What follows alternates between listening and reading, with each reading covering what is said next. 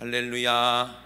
예, 오늘 우리가 함께 은혜를 나누기 원하는데, 예수의 증거의 생애를 바친 사람 바울이라는 제목을 가지고 우리가 함께 은혜를 나누기 원합니다. 이 바울을 우리가 생각하면은요, 정말 믿음의 모범이요, 우리가 참 존경하고 또 그렇게 돼야 될 인물이 바로 바울이거든요. 바울이 특출한 사람인가, 바울이 대단한 사람인가 라고 우리가 생각했을 때는 바울이 뭐라고 얘기했냐면 전혀 아니라는 거예요. 나는 죄인 중에 괴수라고 얘기했고, 모든 성도들보다 가장 낮은, 그런 사람들보다도 더 낮은 사람이 자기라고 얘기했거든요. 그러니까 하나님께서 그런 바울을 높이 쓰신 것입니다. 그러므로 우리는 이 바울을 생각할 때 우리가 찬양도 하잖아요. 바울과 같은 믿음을 내게도 주시옵소서. 우리가 고백을 하는데, 정말 바울이 어떠한 믿음이었는지, 바울이 왜 그런 고백을 했는지, 그리고 바울이 왜 이렇게 자기의 모든 생애를 다 바치기까지 복음을 증거할 수밖에 없었는지, 우리가 함께 은혜를 나누기를 원합니다. 이 복음이라는 것이 무엇입니까? 복음이 뭐죠? 바로 복된 소식을 복음이라고 하거든요. 이 바울이 왜 이렇게 복음을 전하기 위해서 이렇게 정신 나간 사람처럼 그렇게 복음을 전하고, 바울의 최후를 아십니까? 로마에 잡혀가서 그렇게 대단한 바울이 왜 저렇게 예수에 미쳐서 저렇게 자기 목숨 돌보지 아니하고 저렇게 할 수밖에 없는지, 베스도도 이해가 안 되고 아그리빠도 이해가 안 되는 거예요. 도무지 왜 저런지 모르겠는 거예요. 바울은 그 당대 로마에서도 유명한 그런 뛰어난 지식인이었고, 뛰어난 인물이었고, 또 공회원이었다는 거죠. 그런, 저렇게 공부도 많이 하고 저렇게 지식 있고 저렇게 학식도 있고 인품도 있는 멀쩡한 바울이 어쩌다가 저렇게 미쳐가지고 그렇게 자기가 죽을 짓을 하고 있는지 도무지 그들은 이해가 안 됐는데, 바울 입장에서는 뭐라고 그랬어요? 바울 입장에서는 그들이 이해가 안 되는 거예요. 그러면서 야, 네 많은 학문이 너를 미치게 하였도다 그랬더니 바울은 뭐라고 얘기합니까? 각하여, 이 사슬로 묶인 거, 이것 말고는 당신들도 전부 다 나같이 되기를 원한다. 할렐루야. 왜 그렇게 고백을 했을까요? 바울이 도대체 누구를 만났길래, 어떤 지혜를 가졌길래, 어떤 지식을 깨달았길래 이렇게 할 수밖에 없었는지, 그것이 우리에게도 동일한 체험이 있어야 될 줄로 믿습니다. 그것이 복음이거든요. 복음을 가진 자들은 이렇게 바울처럼 될 수밖에 없다는 사실입니다. 그러므로 우리가 오늘 이것을 은혜를 나누기 원합니다. 하나님은 사랑이십니다. 믿으시면 아멘 합시다. 하나님은 사랑이세요. 그리고 하나님은 영이시고, 또 하나님은 우리에게 또 말씀으로 나타내시고, 그 말씀이 우리의 빛입니다. 그래서 이 빛이 우리 안에 비춰지면 우리에게 뭐가 임하는 거예요? 생명이 우리에게 임하는 거거든요. 그러니까 영원한 멸망에서 영원한 생명으로 옮기는 그런 어마어마한 그 축복을 깨닫고 경험한 사람들이, 이 사람이 바로 복음이 뭔지를 아는, 하나님의 사랑이 무엇인 줄 아는, 하나님의 은혜가 무엇인 줄 아는 그런 사람이거든요. 저는 오늘 예배를 준비하기 전에 기도하면서 생각해 봤어요. 우리가 이 땅에 잠시 있는 것인데, 이 땅에 정말 잠시 머무는 거거든요. 어떻게 보면 여러분들이 전부 다 여행자예요. 여행자가 뭔지 아시죠? 집을 떠나서 지금 다른 나라로 막 지금 여행하고 있는 그런 여행자나 마찬가지거든요. 근데 조금 단기 여행은 아니고 조금 장기 여행일 수가 있겠고, 근데 천국에 비교하면 우리의 여행은 너무나도 짧은 그런 세월이 아닐 수가 없습니다. 너무 짧은 시간이거든요. 저도 이제 11월 14일에 아프리카를 갑니다. 그러면 저는 뭐가 되는 거예요? 여행자가 되는 거예요. 아프리카에 제가 집이 있겠습니까? 집이 없겠죠, 그죠? 근데 저는 왜 갑니까? 누군가가 내가 묵을 방을 마련했기 때문에 그거 믿고 가는 거거든요. 그게 없었으면 내가 어떻게 가겠어요? 아프리카에서 내가 아프리카 말을 할 줄 알겠어요? 생긴 게 또 아프리카 사람처럼 생겼어요. 그죠? 전혀 저는 가면 무엇을 먹어야 될지, 어디서 돈을 주고 밥을 사 먹어야 될지, 어디서 자야 될지 전혀 캄캄할 거예요 아마. 그죠? 아프리카 갈 때는 이제 목사님들하고 일행이랑 같이 가기 때문에 아무 걱정 없는데, 그다음 12월 이제 둘째 주에는 인도로 가야 되거든요. 인도 갈 때는 저 혼자 가야 돼요. 얼마나 긴장이 되는지 몰라요. 그 재작년에 갔다 왔는데도 불구하고 엄청 긴장이 돼요. 예, 쉬울 줄 알았는데 막상 가보니까 공항이 너무 넓고 또 비행기를 한 번에 가는 것도 아니고 갈아타야 되니까 제가 돌아다니면서 이제 게이트를 찾아야 되고 더 이렇게 다 해야 되니까 한 번도 안 해본 입장에서는 두렵거든요. 근데 저만 두려운 게 아니라 인도에 있는 선교사님도 제가 좀 걱정이 됐나 봐요. 뭐가 될까봐? 국제 미아가 될까봐. 국제 미아가 될까봐 되게 걱정이 됐나 봐요. 그래서 저도 걱정이 됐는데 막상 딱 다치니까 되더라고요. 영어는 못하는데 그냥 손짓 발짓하고 막 그냥 하니까 다 알아듣던데요. 그래서 참 다행이다, 감사하다. 그래서 무사히 여행을 마쳤는데 우리도 마찬가지거든요. 이 땅이 우리 집이다, 내가 사는 곳이 나의 집이다 라고 생각하는 사람은 곰곰하게 생각하는 사람들은 아마 없을 겁니다. 왜냐하면 모든 사람들이 여기 영원히 머물 수가 있는 것이 아니기 때문에 그렇거든요. 이해가 되시죠? 우리는 이 땅을 떠야 됩니다.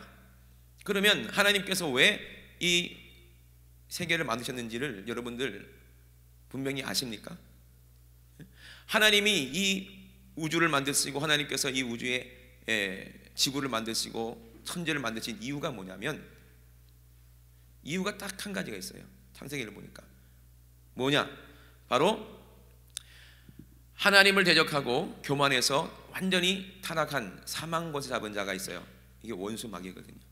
이것을 영원한 불로 심판을 해야 되고 영원히 영원한 지옥에 영원히 결박을 해야 되고, 그리고 또 하나님은 살아계시기 때문에 자기의 형상과 모양을 가지고 이제 우리를 사람을 지으셨거든요. 그 사람들이 이 지구상에 어마어마하게 많이 하나님은 지으셨어요. 그 중에서 택한 자녀를 뽑아서 정말 택한 자녀, 정말 끝까지 믿음을 잃지 않고 예수님 이 복음을 받아들여서 주님과 함께 정말 그 지혜를 가지고 그 능력을 가지고 그 성령 충만해서 끝까지 주님을 사랑한 사람들을, 택한 자들을 이제 합격이다 해가지고 뽑아서 영원한 천국에서 하나님을 찬양하게 하시려고 이 세상을 창조하신 건데, 그럼 이 세상은 목적이 끝나면 필요가 있어요, 없어요? 필요가 없는 것입니다. 제가 3일 예배 때도 말씀드렸는지 모르겠지만은 저는 어렸을 때 참 아까운 게 있었어요. 뭐가 아깝냐면은 우리 동네에도 이제 지금은 이제 개발 다 됐지만 한참 개발할 때 있었잖아요. 그러면서 아파트를 막 짓고 막 그럴 때 있었잖아요. 가는 곳마다 뭐가 있었어요? 모델하우스가 있었어요. 저기 화명동에도 롯데 아파트가 있잖아요, 그죠? 롯데 아파트 그 이제 막 지으면서 그 앞에 모델하우스가 있었거든요. 모델하우스가 얼마나 아름답게 으리으리하게 지었는지 제가 한번 구경하러 간 적이 있어요. 그랬더니 들어가는 입구부터 신발을 벗으라고 그러더라고요. 그래서 이제 슬리퍼로 갈아 신고 전부 다 카페트로 쫙 깔려 있고요. 뭐 궁전 같더라니까. 2층으로 계단이 쫙 있는데 2층으로 올라갔더니 아파트들이 쫙 있어요. 들어가 봤더니 세상에 소파도 엄청나게 좋고 침대도 어마어마하게 좋고 싱크대도 막 처음 본 거 막 어이구 너무 좋더라고요. 그래서 여기 살고 싶다 막. 그래서 몰래 침대에 누워 있었다가 내가 거기다가 잠들 뻔했다니까요. 너무 좋은 거예요. 야, 정말 이 우리 집이었으면 좋겠다. 그 생각이 들더라니까요. 얼마나 좋은지. 그러니까 최고급으로 만들어 놓은 거야. 그래서 모델하우스에 홀려가지고 그 아파트를 사면 나중에 어떻게 돼요? 실망하잖아, 그죠? 모델하우스 전혀 다르니까. 이게 뭐야 이거? 그렇지 않아요? 그러니까 모델하우스는 왜 그래요? 이 아파트를 팔기 위해서 가장 좋은 제품을 가지고 대리석을 가지고 다 꾸며놨잖아요, 그죠? 근데 그 아파트가 분양이 다 끝나면 어떻게 돼? 그 모델하우스를 다 때려부시고 철거하더라니까. 그게 얼마나 아깝던지 아이고 저거 그냥 놔주지, 그냥 부시지 말고 내버려두고 내 저기 살면 좋겠는데. 근데 그 사람들 입장에서 뭐예요? 필요 없는 거예요. 아무리 아름답게 지어놨어도 이미 분양이 끝났으면은 필요 있어요, 없어요? 없어요. 다 때려부수고 마는 거예요. 이 세상도 마찬가지입니다. 하나님이 천지만물을 만드셨는데 와 여기가 좋사오니 아니라는 거예요. 에? 베드로와 요한과 야고보는 변화산성에서, 그죠? 예수님이 변하시고 모세와 또 엘리야와 같이 얘기하는 걸 보시면서 와 여기가 좋사오니 여기다 초막을 셋을 지고 우리 여기서 삽시다, 영원히 삽시다. 거기서 살 수 있어요? 아니요. 거기는 아름다운 곳이 아닙니다. 이 땅은 아름다운 곳이 아니에요. 여러분 여행하면서 보면은 이 세계 만물마다 뭐 세계 곳곳마다 관광지 보면은 정말 아름다운 곳 많잖아요, 그죠? 이야 너무 좋다. 천국 가보세요. 좋은 거가 거기가 절대로 아름다운 곳이 아닙니다. 왜? 이 땅은 그냥 모델하우스일 뿐입니다. 이해되십니까? 천국은 이 땅에서는 모델하우스를 아름답게 만들어 놓고 홀리지만 천국은 정반대입니다. 이 땅의 세계보다 이 땅은 모형인데 천국이 진짜는 훨씬 더 아름답습니다. 할렐루야. 이 세상 사람들은 아파트 팔아먹으려고 모델하우스를 이쁘게 짓고 나중에 아파트는 좀 그렇지 않지만은 하나님은 그런 하나님이 아니에요. 왜? 그 집을 지으신 분이 누구야? 하나님이시고 집 주인이 누구세요? 우리 하나님 아버지시니까. 그러니까 우리에게 천국을 팔려고 하는 게 아니에요. 우리에게 천국을 거저 주시려고 하는 겁니다. 할렐루야. 이것이 복음이에요. 그러면 하나님은 사랑이시기 때문에, 우리를 사랑하시기 때문에 자기의 택한 자녀들을 주려고, 그죠? 택한 자녀들을 주려고 우리에게 믿음을 주시려고, 우리가 하나님의 자녀가 되게 하시려고 이 세계를 만드시고 우리를 택하시고 창세 전부터 우리를 택하시고 이 땅에 태어나게 하셨습니다. 할렐루야. 처음에는 누구의 씨로? 아버지의 씨로 이 땅에 태어났지만 두 번째 거듭날 때는 누구의 씨로 나야 돼요? 하나님의 씨로 나야 된다는 거예요. 근데 수많은 사람들이 있어요. 수십억의 사람이 있지만 그 중에서 몇 명만이요. 몇 명만이라니까요. 그런데요 그 사람만 특별히 택함 받아가지고 좋은 집에 살고 나머지는 좀 안 좋은 집에 살고, 이게 아니에요. 택함 받지 못하면 어떻게 되는 거예요? 그 사람들은요, 택함 받지 못한 사람들은요, 이 귀신 마귀가 영원한 불에 멸망할 때 같이 멸망받을 수밖에 없어요. 왜 그런가? 하나님은 사랑이시라면서 왜 자기 형상대로 모양대로 만들어 놓은 사람들을 저렇게 내버려 줄 수가 있느냐? 왜 그러냐면요, 자기 자녀가 아니고 누구의 자녀예요? 이거는 마귀의 자녀이기 때문에 그런 마귀의 씨로 된 마귀의 자녀들은 절대로 천국에 들어갈 수가 없어요. 하나님도 그게 너무나도 안타깝죠. 근데 그건 하나님이 그러신 게 아닙니다. 누가 그러는 거예요? 사탄 마귀 귀신이 사람들을 그렇게 미혹해서 하나님의 씨로 거듭나서 천국 가야 될 사람들에게 자기의 씨를 심어서 악한 생각을 넣어서 악한 자가 되게 만들어서 자기가 영원한 사망이니까 영원한 지옥에 갈 때 그 사람들 영혼도 함께 데려간다는 거예요. 얼마나 나쁜 놈이에요, 그죠? 그래요, 안 그래요? 그렇잖아요. 생각해 보세요. 이게 원수 마귀가 하는 짓입니다. 악한 원수 마귀가 하는 짓이에요. 사람들은 그거를 알지를 못하니까 그게 문제인 거예요. 하나님 말씀을 믿기만 하면, 하나님 말씀 믿기만 하면 택함 받고 거듭나서 천국 갈 수 있는데, 생각해 보세요. 영원히 살 수가 있는데 정말 얼마나 성공한 사람입니까, 그 사람이, 그죠? 그런데 그 사실을 모르고 오늘 보니까 바울이 복음을 전할 때 받아들이지 않았던 그 베스토와 아그리빠 왕, 아쉬울 게 없지. 아쉬울 게 없지. 자기 권세도 있고 명예도 있고 부귀도 있는데 바울이 이해가 안 되는 거지. 너도 잘 먹고 잘 살 수 있는데, 너도 지위가 있고 돈도 있고 학식도 있고 정말 명예도 있고 권력도 있고 얼마든지 넌 누릴 수 있는데 왜 이 정신 나간 짓을 하느냐? 바울에게는 뭐가 있어요? 뭐가 있어요? 생명이 있는 거예요. 생명. 하나님의 씨가 바울 안에 있는 거예요. 그러니까 자기는 천국 갈 것을 아는데 그렇지 못한 사람들을 보니까 그들이 영원히 지옥에서 불탈 거 생각하니까 너무 가슴이 아프고 안타까워서 견딜 수가 없는 거예요. 나는 이렇게 택함받아 천국 가는데 너는 지금 조금 있으면 죽을 텐데, 너는 하나님의 뜻이 네 안에 없기 때문에 너는 영원한 지옥으로 갈 수밖에 없는데, 그 사실을 알고 있는 사람이 어떻게 전하지 않을 수가 있겠습니까? 이 사실이 미치는 거죠. 여기에 정말 미칠 수밖에 없는 거예요. 왜? 내가 한마디 해가지고 저 사람이 정말 예수를 받아들일 수만 있다면 그 사람은 영원히 사는 거야, 영원히. 예? 이 사실을 아는데 어떻게 안 전하느냐고, 어떻게 안 미치냐 말이에요. 저번에 여러분 영상을 보여드렸잖아요. 예? 윤석정 목사님하고 우리가 일행이 가잖아요. 그러면 말도 안 통하는 사람들이에요. 전혀 언어도 다르고, 예? 인종도 다르고, 생긴 것도 다르고, 문화도 다르고, 다 달라요.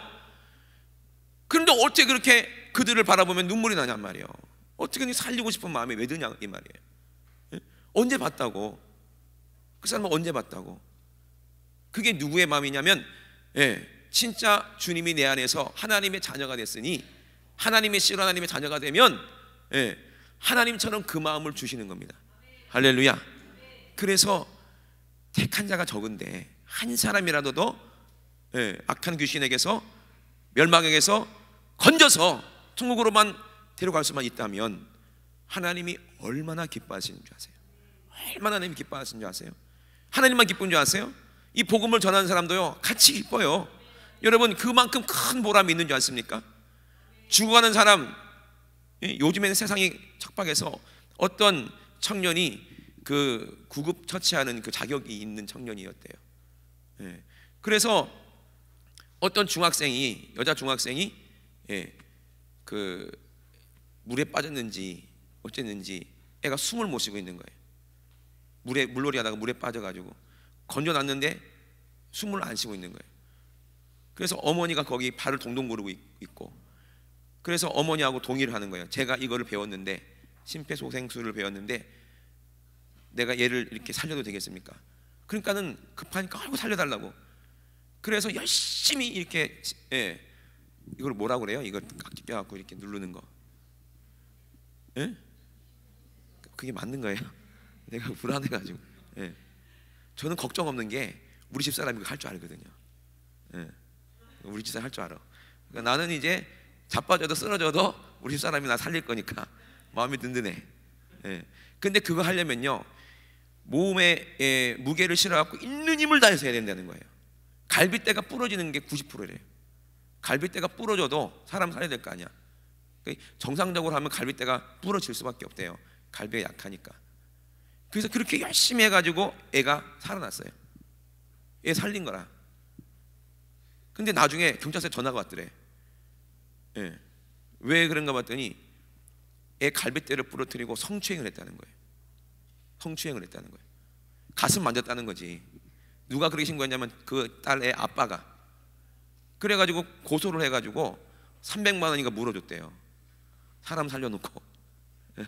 이게 말이 되는 얘기예요? 생각해 보세요. 야, 정말 무서운 세상이죠. 그 다음에 어떻게 되겠어요? 중국 사람들은요 사람이 쓰러져도 아무도 안 도와준대요. 왜냐하면 괜히 도와줬다가 고소당한다는 거죠. 그죠? 참. 그런데 이게 누가 하는 건가 봤더니 이 귀신마귀가 그러는 거야. 저 우리가 복음을 진짜 가지고 복음을 전해보세요. 예? 바울처럼 돼요. 바울처럼, 예, 붙잡혀 가가지고 두드려 맞고 옥에 갇히고. 근데 바울은 그거를 알고 있으면서, 근데 솔직히 제가, 예, 깊이 묵상하면서 어저께도 어떤 청년하고 얘기했지만 정말 내가 바울처럼 그렇게 살 수 있을까 생각해보세요. 솔직히 바울이 좋았을 것 같습니까? 복음 전하는 거 행복했을까요? 너무 하기 싫었을 거예요. 정말 힘들었을 거예요. 제가 그걸 어떻게 하냐면, 예, 윤석정 목사님 가까이 제가 섬기니까 알아요. 정말 힘들어요. 어려워요. 여러분, 천국에 있다고 해서 날마다 행복합니까? 늘 기쁨이 있어요? 아니죠. 싸워서 이겨서 기도하고 회개하고 내가 이겼을 때만 그때 기쁨이 오는 거예요. 근데 그 과정들은 너무나도 어렵고 힘들어요. 포기하고 싶고 도망가고 싶고 때려치고 싶어요. 아니, 영혼 살리는 거 좋다 이거야. 근데 영혼 살리다 보니까 어떻게 돼? 아니, 왜 두드려 맞아야 되냐 이 말이야. 좋은 일 하는데. 정말로 지옥 간 사람 천국 가가지고 영생하게 하는데 이게 얼마나 아름다운 일이에요. 그런데 왜 두드려 맞아야 되고 내가 손해봐야 되고 내가 불이익을 당해야 되고 내가 왜 매를 맞아야 되냐 이 말이에요. 그리고 내가 왜 죽을 고비를 수없이 넘겨야 되고 그런 고통을 당해야 돼요. 매일 갈 때마다. 바울 그랬거든요. 가서 매 맞고 돌에 맞고 두드려 맞고 채찍에 맞고 옥에 갇히고 그러면 신기하게 또 열매가 있어요. 옥에 갇혔으니 간수가 또 예수 믿게 되고 그때는 승리한 기쁨이 있지. 그죠? 그러면 또 다른 데로 또 가야 되잖아. 그럼 거기서 또 시작해야 되는 거예요. 그럴 때 바울이 인간의 몸을 입고 얼마나 힘들었을까요? 그러니까 하나님께서 다른 사람을 안 택하고 바울을 택한 것 같아. 왜 그러냐? 바울이 그렇게 예수 믿는 사람들을 잡아 죽이고 핍박했었거든요. 그죠? 그냥 양심상 절대로 자기는 두드려 맞는 것이 오히려 감사하고 그렇지. 누가는 어떻게 했어요? 누가 맞죠? 토낀 사람. 그죠? 바울이랑 같이 전도여행 갔다가 아니 좀 멋있어서 안 했어. 막 죽은 자 살아나고 막 병자 고치면 사람들이 막 좋아하고 막 맛있는 거 대접도 하고 막 박수 쳐주고 물론 그러기도 했겠지만 다 그랬습니까? 아니거든요. 자기는 그런 환상을 가지고 왔어요. 저도요 윤석영 목사님하고 부흥회를 다닐 때 환상이 있죠. 왜? 아니 병자들이 일어나고 회개하고 귀신 나가고 얼마나 좋아. 찬양할 때 얼마나 사람들이 박수 쳐주고 은혜 받고 너무 기쁘거든요. 우리가 막 기도하고 찬양할 때 사람들이 은혜 받아 눈물 흘리고 회개하고 아니 찬양하다가 뭐 병 고치고 암이 고쳐지고 막 암이 떠나가고 그런 일들이 얼마나 많은 줄 아십니까? 찬양하다가 안진뱅이가 일어나가지고 막 춤추고 막 그러면 얼마나 멋있어 보입니까? 그런데 그것만인 줄 아세요? 1년에 50 몇 주죠? 2주인가요? 52주인데 집회를 55번, 6번 가보세요. 생각해 보세요. 한 주일에 2번 가는데 그냥 근처에서 가는 게 아니라 광주 찍고 강원도 갔다가 또 부산 갔다가 또 경기도 갔다가 대구 갔다가 그러다가 또 중국에 갔다가 그리고 영국 갔다가 그냥 가는 줄 아십니까? 그 큰 트럭에다 스피커 이거보다 훨씬 더 큰 거 다 짊어지고 가고요. 쌀도 가져가고 판단도 가져가고 챙겨야 될 품목이 수백 가지인데 한 가지라도 딱 빠지면 절단 나는 거야. 그리고 완전히 이거는요 노가다꾼도 이런 노가다꾼이 없어요. 그 무거운 저런 스피커 80kg거든요. 엘리베이터 없는 교회 만나면 본당이 이렇게 3층 4층이거든요. 그거 짊어지고 올라가야 돼. 그러면서 주님의 십자가를 생각하면서 올라가고 그러다가 저기 옥대기에서 무거운 스피커를 둘이서 이렇게 들어가지고 이렇게 꽂아야 되는데 피곤하면 애가 힘이 없으면 이게 휘청하잖아요. 둘이 동시에 똑같은 높이로 들어야지 딱 꽂아줄 수 있는데 애가 하나가 힘이 빠져갖고 떨어지면 밑으로 떨어진다니까요. 그러면 그 떨어지면 큰일 나니까 막 버티는 거야. 버티고 그러면 걔하고 막 이거는요 보통 일이 아니에요. 그러다가 진짜 3층에서 스피커 하나 떨어뜨려가지고 박살난 적 있잖아요. 그러면 그걸로 끝난 줄 아세요? 목사님한테 얼마나 혼나는 줄 아세요? 그게 그냥 찬양할 때라든지 이럴 때는 콘서트 할 때는 정말 박수치고 좋아 보이고 그럴지 모르겠지만 그거 완전히 추링이 있고 완전 거짓 걸로 가요. 그러면 그 교회 이제 장로님들이나 그런 이제 뭐 전도사님들이 보면 아이고 뭐 이런 거지 같은 애들이 왔나 이러거든요. 땀이 범벅이고 막 이러다가 이제 찬양할 때 어떻게 돼? 이제 환복 이제 하는 거지. 황골탈퇴를 하는 거지. 그리고 이제 씻고 양복을 딱 갈아입고 자매들도 꼬질꼬질하고 가가지고 머리도 막 이러고 막 차 안에서 피곤하니까 자니까 눈껍지고 막 그러잖아. 여자애들이 화장도 안 하고 뭐 저런 애들이 다 했나 그러다가 나중에 찬양할 때는 드레스를 입어요. 또 드레스를 입고 우리 양복을 딱 입고 찬양하면 천사 같잖아. 그러니까 아까 그 사람 이 사람 맞나? 그래요. 그런데 그렇게 찬양하고 말씀할 때는 은혜를 끼치고 남들이 막 은혜 받고 그러는데 그런 과정들은요 찬양 한 시간 하기 위해서 3시간 동안 기도해야 되는데 얼마나 몸은 피곤한데 졸면 또 혼나. 그리고 또 찬양하다가 기도하다 졸면 찬양할 때 은혜가 돼야 안 돼요? 안 되죠. 그럼 눈물이 안 나와. 그러면 금식을 해야 돼요. 또 3일 4일 동안. 저는 한 달에 한두 번씩 꼭 금식을 할 수밖에 없었어요. 왜? 눈물이 안 나오면 금식이니까 우리는. 그러니까 그게 쉬운 일이 있겠습니까? 또 어느 날은요 가가지고 세팅을 다 했어. 세팅을 다 해갖고 이제 집회하려고 기도도 다 하고 그 2시간 3시간 동안 고생해가지고 다 세팅했는데 어떤 목사님 오더니 당신 왜 여기서 집회하려고 그러냐고. 가라고! 이단이 왜 왔냐고 막 그래. 그 쫓겨나요. 그러면 그 교회에서 쫓겨나가지고 다 짐 싸가지고 갈 데가 없어. 그러면 목사님이 전화해가지고 그 지역에 실천 목회 목사님 교회에 있으면 그 조그만 교회라도 그 가. 그럼 거기서 또 부흥하고 오고. 많이 쫓겨났습니다. 욕도 먹고 쫓겨나고. 아니 내가 욕 먹으면 좋은데 내가 사랑하는 목사님이 그렇게 욕을 먹을 때 막 속이 상하잖아요. 울분이 나가고. 같이 예수 믿는 사람들이 어떻게 이럴 수가 있나. 진짜 이단도 아닌데 저렇게 순수하게 살리려고 온 건데. 그러면서 쫓겨날 때 얼마나 서러운 줄 아세요? 그러면 또 목사님이 우리 찬양하자 이래요. 그러면 또 찬양하고 또 울면 찬양하고.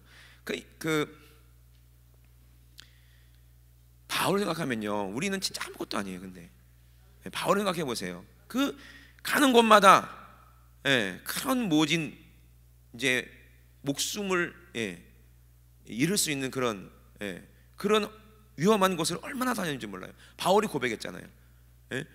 동족의 위험과 강도의 위험과 배의 위험과 별의별 위험을 다 당하면서까지 그렇게 할 수밖에 없었던 것은 내가 이 생명을 가졌기 때문에 그래요. 믿으시면 아멘 합시다. 생명을 가졌기 때문에 주지 않을 수가 없는 거예요. 이거는 양심상. 왜? 내가 전하지 않으면 저 사람은 지옥 가는데, 내가 전하지 않으면 저 민족이 다 지옥 가는데, 저 민족이 지금 귀신에게 우상 숭배하고 있는데 뻔히 저 사람 지옥 갈 거 뻔히 아는데 내가 이 생명을 가졌는데 어떻게 안 줄 수가 있냐 이 말이에요. 그리고 내 안에 주님이 그렇게 애절하게 말씀하시는데 제발 좀 네가 가서 좀 복음을 전하면 안 되겠니? 저 사람도 택한 사람이다. 사랑하는 아들아, 너 천국 가지 않냐? 내가 너를 사랑하지 않니? 정말 내 소원이 있다. 내가 십자가에서 내가 정말로 살찌고 피 흘렸는데 내가 얼마나 힘들었는지 아냐? 너 알잖아. 네 안에 성령님이 계시니까 그거 알잖아. 내가 십자가에서 얼마나 힘들었는지 너 알잖아. 그렇게 해서 내가 피를 다 쏟아서 저들을 택했고 살렸는데 저들이 안 믿으면 내가 십자가에서 피 흘린 게 무용지물이 되고 헛수고가 되는 거야. 헛수고가 되는 거야. 그렇게 말씀을 하시는데, 아니 예수님이 내 죄 때문에 십자가에서 그렇게 고생하시고 죽었는데 나는 천국 가는데 저 사람에게서 예수의 피가 헛수고가 되면 안 되잖아요. 예수님의 그 고난이 헛수고가 되면 안 되잖아요. 근데 어떻게 복음을 안 전해요? 어떻게 예수 믿으라고 안 그래요? 그들이 지옥 가는 꼴을 어떻게 봐요? 우리가 가면요 그들의 영혼이 막 얼마나 기뻐하는 줄 아세요? 그들은 못 알아들으니까 처음에는 무슨 말인지 몰라요. 그러다가 목사님이 계속 설교를 하는데 그냥 설교하는 게 아니라 막 오열을 하며 설교해요. 제발 예수 믿고 살으라고, 제발 예수 믿고 살으라고. 그런데 처음에는 너무 힘드니까요 왜 이렇게까지 해야 되나? 어린 나이에 그럴 때도 왜 없겠어요. 또 같이 또 하다 보면 부딪히는 것도 많고 또 다치기도 하고 그럼 너무 힘들고 잠도 못 자요. 그 잠이 많은 청년이 하루에 2시간도 못 자고. 저는 또 억울한 게 다른 사람들은 이제 차 안에서 이동하면서 잘 수가 있잖아요. 근데 또 저는 운전도 해야 되니까 잘 수도 없고 그랬거든요. 어느 날 억울한 생각이 드는 거예요. 그래서 나도 애따 모르겠다고 운전하면 잤어요. 진짜 신기하게 잤는데도 졸음 운전했죠. 근데 이제 사고 안 난 게 하나님의 은혜인데 하나님이 그때마다 지켜주시더라고요. 운전하고 나면은 피로가 풀리고 잘했다는 건 아니지만 그 다음부터는 이제 기도하면서 가고. 제가 졸면서 운전할 때 자고 있던 사람 중에 한 사람이 졸다가 눈을 딱 떠. 그럼 내가 자고 있는 걸 봐. 그럼 때부터는 걔는 못 자는 거야 이제. 근데 걔는 못 자는 거지. 내 옆에 와가지고 막 깨워가지고 안마해주고. 신기하죠? 하나님께서 또 그렇게 해주셔가지고 무사히 잘 하고. 그때마다 하나님께서 은혜를 주시고 나 뭐뭐 하기 싫고 도망가고 싶고 그럴 때마다 기도하면 돼요. 또 기도하면 또 하나님이 또 은혜를 주시고, 또 그런 이제 힘들었던 서러웠던 것들이 찬양할 때 막 폭발합니다. 또 내가 이렇게 고생했는데 은혜 못 받으면 안 되지, 내가 이렇게 수고했는데 저 사람들 회개 안 하면 안 되지. 그러니까는 오기가 생기고요, 막 승부욕이 생기고, 목숨 걸고 막 찬양하다가 쓰러지더라도 찬양하겠다 그러고, 금식 뭐 7일 8일 하는데 힘이 있겠습니까? 목숨 걸고 찬양하는 거예요. 그러면은 밑에 사람들은 막 은혜가 되고 뒤집어지고 막 역사가 나타나고 그랬었어요. 그렇게 찬양하며 돌아다녔더니 그 연세중앙교회가요, 지금은 어마어마하게 부흥하더라고요. 그죠? 수십만 명이 되고, 그리고 그 목사님을 통해서 나라가 막 살아나기 시작하는 거예요. 하나님께서 지금은 그렇게 쓰시더라고요. 그때 함께 고생했던 것 때문에 제가 엄청나게 지금은 사랑받고 있습니다. 그 목사님한테 같이 고생했으니까 특별하게 사랑을 받고 있어요. 요번에도 이제 같이 성회를 가는데 힘들 때, 어려울 때 옛날 생각하는 거예요. 그때는 지금보다 더 어렵고 힘들 때도 주님이 함께 하셨는데, 그러니까 죽기까지 그 복음을 전해야 되는 게 이게 사명이거든요. 그러니까 복음을 전하다가 죽는 게 우리가 해야 할 일이에요. 그것이 바울이 한 일입니다. 그것이 예수님이 십자가에서 하신 일입니다. 그럴 때에 우리는 하나님의 택한 자녀가 되는 거야. 할렐루야. 그게 되는 거예요. 그거를 가진 사람만 알아요. 경험한 사람만 알아요. 이 사랑을 가진 사람은 누구를 만나도 예수님을 전할 수밖에 없어요. 살릴 수밖에 없어요. 하나님이 그 마음을 아시니까 저를 통해서 부흥회를 가게 하시고, 또 성회를 하게 하시고, 그리고 지옥 갈 사람들이 실제적으로 살아나는 것을 제가 볼 때마다 얼마나 감사한지 몰라요. 여러분, 바울이 왜 그렇게 했는지 여러분들이 복음을 전하면 바울의 마음을 알 수가 있습니다. 바울의 생애를 똑같이 재현할 수가 있습니다. 바울은 사랑 때문에 그렇게 한 거예요. 근데 하나님은 서두에 말씀드린 것처럼 하나님은 사랑이십니다. 하나님은 사랑하셔서 이 우주 만물을 만드셨어요. 그리고 자기를 가장 사랑하는 택한 자들을 뽑으시고, 그 수많은 사람들 중에서 저와 여러분을 택하셔서 이곳에 있게 하신 겁니다. 할렐루야. 그리고 오늘 여러분들에게 구원을 베푸십니다. 예수의 피로 여러분들이 육신이 입었기 때문에 날마다 죄가 올라올 수밖에 없어요.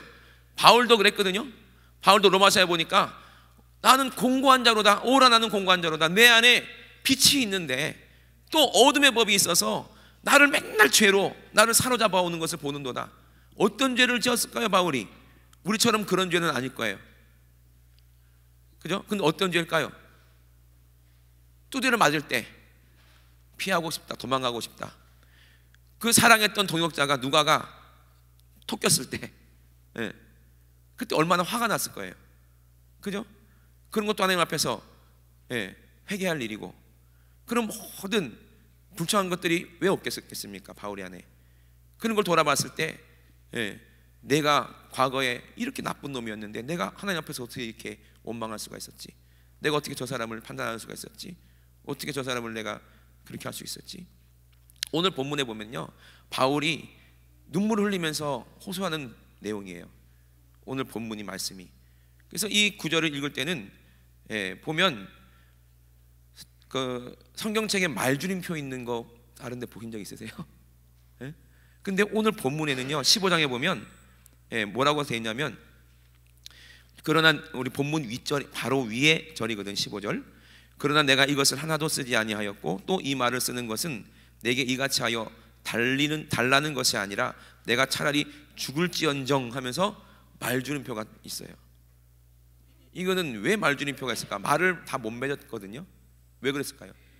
감정이 복받쳐서 억울해서 우는 울음이 아니에요.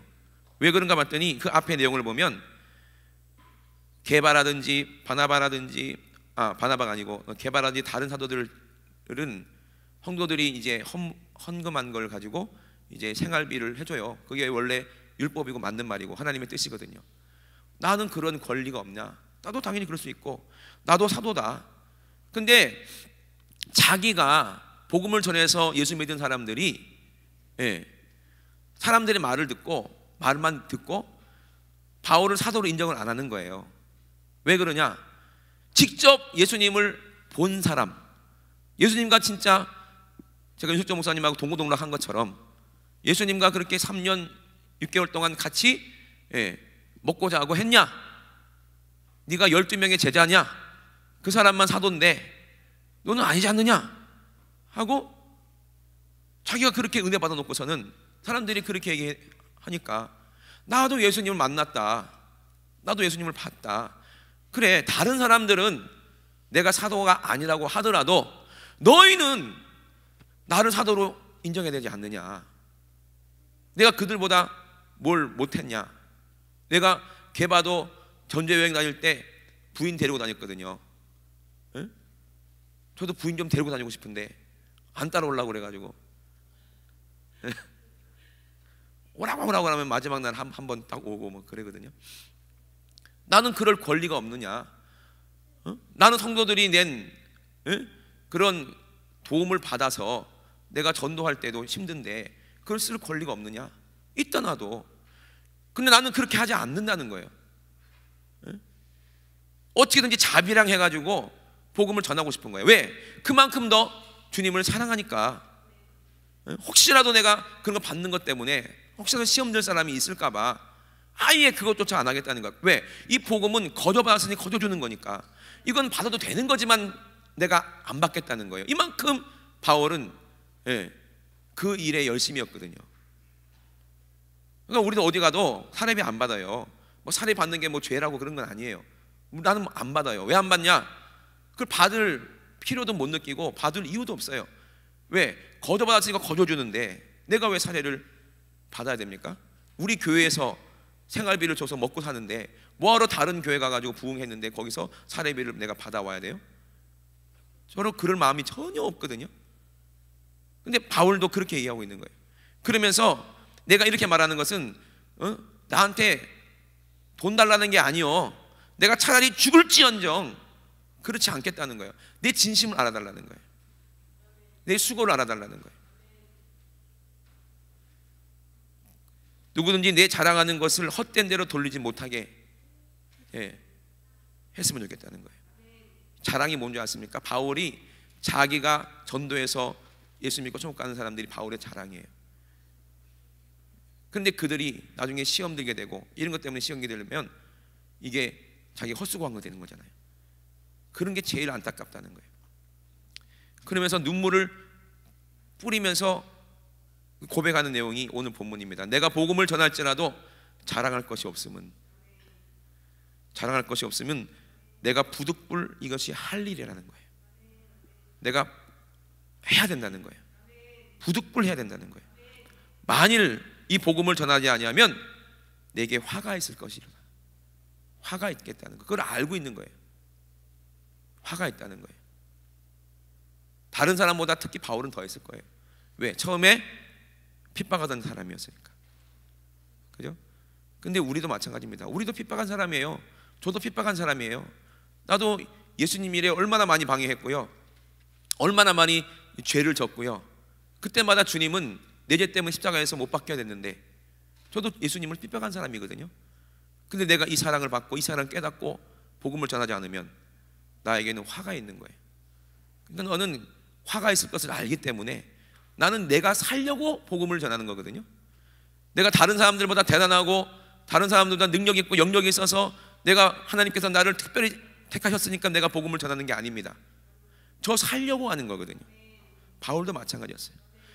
내가 복음을 전하자면 나는 죽는다는 거예요. 나는 지옥 가고 버림받는데 내가 어떻게 복음을 안 전해?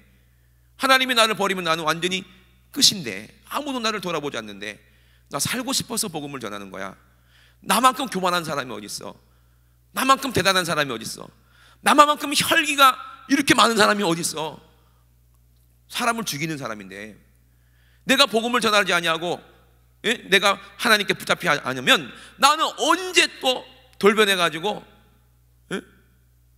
진짜 옛날 사람이 될지 모른다는 거예요. 바울은 그게 두려운 거예요. 내가 복음을 전하지 않으면 나는 진짜 죽는다, 나는 지옥 간다, 이걸 알기 때문에 부득불 전하지 않을 수가 없는 거예요. 저도 복음을 전하지 않으면 나는 죽어요. 그걸 알아요. 내가 찬양하지 않으면 나는 죽어요. 제가 그 마음을 가졌을 때 하나님께서 저를 택하셔서 부흥회도 다니게 하시고 찬양 사역도 하게 하시고 그러더라고요. 어떤 목사님은 저한테 물어봤고, 저도 그 이제 신앙 간증문에도 기록했는데, 나 살고 싶어서 찬양하고 살고 싶어서 복음을 전합니다. 나 살고 싶어서. 그거 못하면 나는 죽거든요. 내 영이 죽거든요. 그러니까 이것이 복음을 가진 자의 고백인 거예요. 내가 내 임의로 이것을 행하면 상을 얻으려니와 임의로 아니한다 할지라도 나는 직분을 맡았노라. 그런즉 내 상이 무엇이냐? 내가 복음을 전할 때에 값없이 전하고 복음으로 인하여 내게 있는 권을 다 쓰지 아니하는 것이 이게 내 상이라고 생각하는 거예요. 그러니까 제가 부흥회를 갔습니다. 거기서 예수 안 믿는 사람, 지옥 갈 사람들이 회개하고 돌이켜서 천국 가고 또 방언받고 은사도 받고 병도 고침받았어요. 그러면 가만히 있고 싶겠습니까? 뭐라도 막 대접하고 싶고, 또 그 교회 목사님은 헌금이 이렇게 많이 나왔는데 뭐라도 주고 싶지 않겠습니까? 인간적으로도 억지로가 아니라 정말 주고 싶어서 목사님들이 너무 주고 싶어 하시는 거예요. 제발 좀 받아가시라고. 이거는 사례비가 아니라 차비라고. 얼마 안 넣었다고 제발 좀 받아가시라고.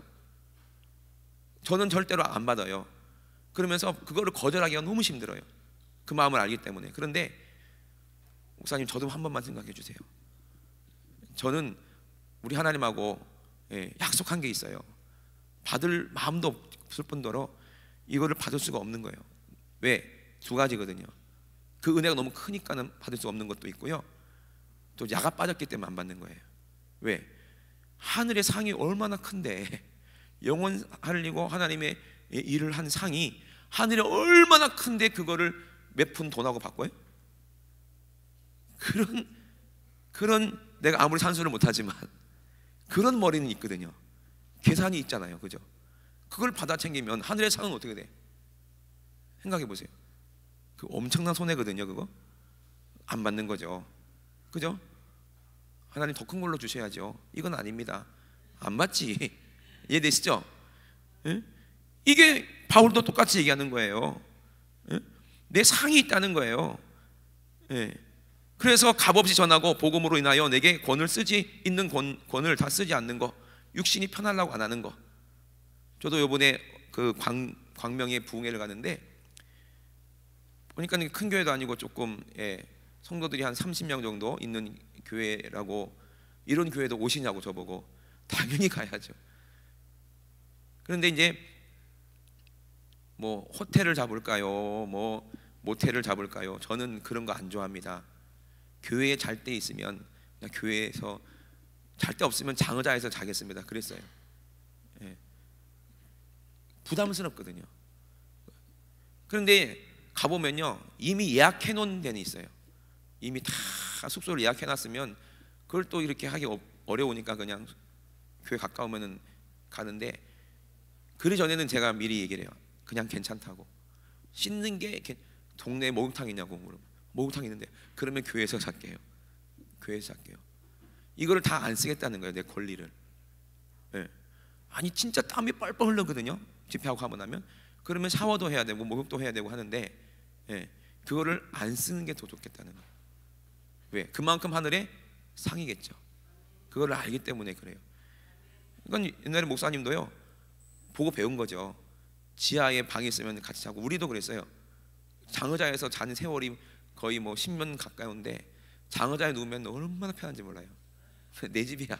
그게 습관되니까 옛날 추억이 막 떠오르고 얼마나 잠이 잘 오는지 몰라요. 그런데 뭐 호텔이나 이런 데 가면요, 잠이 안 와.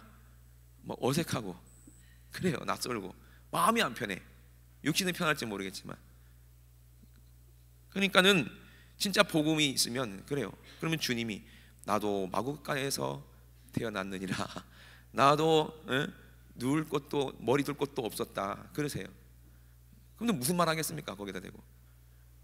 겨울에 찬물로 머리 감고 그거를 몇 년 동안 했거든요. 그러니까 이게 아무렇지도 않은 거예요. 그러니까 얼마나 이게 감사한지 몰라요. 이게 제 자랑이 아니라 이게 하늘에 가서 내가 받을 자랑이지, 이 땅에서 받을 자랑이 아니고. 이해가 되시면 아멘 합시다.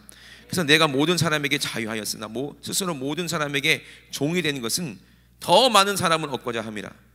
이렇게 고백하는 이 마음을 우리가 알아야 되는 거예요. 지금 난 자유하다. 내가 이렇게 억지로 내가 무슨 누구한테 배워서 억지로 종도 아닌데 자유하지만 내가 일부러 종이 되겠다는 거예요. 내가 일부러 하나님의 종이 되겠다는 거예요. 내가 내 안에 천국이 있으니까 내가 다른 사람들을 좀 편하게 장생활할 수도 있고 천국만 잘 유지하고 그렇게 할 수도 있지만 나는 더 많은 사람을 얻고 싶은 거예요. 나는 더 많은 사람을 살리고 싶은 거예요. 이것이 주님 마음이니까 그래서 일부러 내가 종이 되고 더 섬기겠다는 거예요. 그 대단한 바울이, 그 유명한 인물이 그렇게 됐다는 거예요. 이것이 누구의 은혜요? 하나님의 은혜죠. 바울처럼 역사상 수많은 사람을 전도한 사람은 없습니다. 이해가 되시죠? 그런데 이제 계산을 좀 해봐야 되겠지만 윤석도 목사님도 계산 좀 해봐야 되겠지만 시너지를 봤을 때 아직 멀은 것 같아요. 그죠? 왜냐하면 그 바울이 그 뿌린 씨가 어디까지 왔어요? 대한민국까지 와가지고 전 세계에 복음이 전했으니까 이거는 뭐 어마어마한 거지, 그죠? 참 어마어마한 겁니다. 부럽기도 하고, 참 그렇습니다. 어떻게든지 우리는 바울의 생애를 우리가 보면서 도전도 받아야 됩니다. 할렐루야. 근데 처음부터 바울이겠습니까? 바울과 같은 마음만 가지면 되는 거야. 이 마음을 가지고요, 가까이 있는 사람들한테 먼저 애절한 마음으로 복음을 전하세요. 애절한 마음으로. 그러다 보면은 그 사람이 변화받아서 나는 한 사람 전도했는데 그 사람이 바울처럼 될 수도 있고 그 사람이 석정 목사님처럼 될 수도 있는 거 아니겠습니까? 스데반도 어마어마한 상이 있을 거예요. 스데반이 자기 피를 흘리면서 바울이 회개했는데 그 기도가 응답이 돼서 엄청난 하늘의 상이거든요. 그게 얼마나 하늘의 상이 큰지 예수님이 보좌에서 벌떡 일어날 만큼 그 상이 큽니다. 저는 바울도 부럽지만 스데반도 부러워요. 그죠? 우리는 영적으로 부러운 사람이 되어야 될 줄로 믿습니다. 우리 시간에 두 손 높이 드시고 앞세마에 기도하실 때 하나님 아버지, 예수의 증거에 자기 생애를 온전히 바친 사람, 이 사람이 바울입니다. 바울은 예수가 십자가에 못 박혀 죽은 것이 마땅하다고 여겼는데, 그러나 다메섹 도상에서 예수를 만났을 때 바울은 가슴이 불타올랐습니다. 가슴이 뜨거워졌습니다. 그리고 예수를 죽도록 증거하는 사람이 되었습니다. 우리도 이렇게 주님을 뜨겁게 만나기 원합니다. 뜨겁게 주님 사랑을 회복하기 원합니다.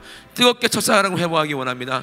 내가 전하지 않으면 내가 화가 있을 것이다 라고 분명히 알고 복음을 전할 수밖에 없는 그런 믿음의 사람 되기 원합니다.